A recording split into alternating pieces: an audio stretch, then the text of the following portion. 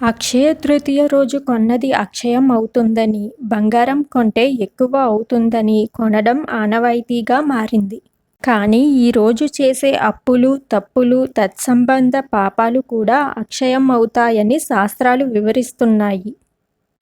ఈ రోజున సిరి సంపదలు ప్రసాదించే లక్ష్మీదేవిని పూజిస్తారు. అసలు ఈ అక్షయ తృతీయ ఎందుకు ఇంత విశిష్టత?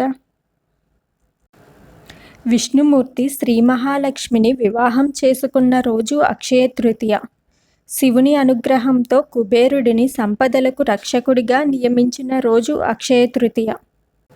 పవిత్ర గంగానది స్వర్గలోకం నుండి దిగివచ్చి భూమిని తాకిన రోజు అక్షయ తృతీయ. అన్నపూర్ణాదేవి తన అవతారాన్ని స్వీకరించిన రోజు అక్షయ తృతీయ. విష్ణుమూర్తి 6వ అవతారం అయిన పరశురాముడి జన్మదినం ఈ అక్షయ తృతీయ. సూర్యభగవానుడు వనవాసంలో ఉన్న పాండవులకు అక్షయ పాత్ర ఇచ్చిన రోజు అక్షయ తృతీయ. నరసింహస్వామి ప్రహ్లాదుడిని అనుగ్రహించిన రోజు అక్షయ తృతీయ. త్రేతాయుగం మొదలైన రోజు అక్షయ తృతీయ. వ్యాసమహర్షి మహాభారతంను వినాయకునితో వ్రాయించిన రోజు అక్షయ తృతీయ.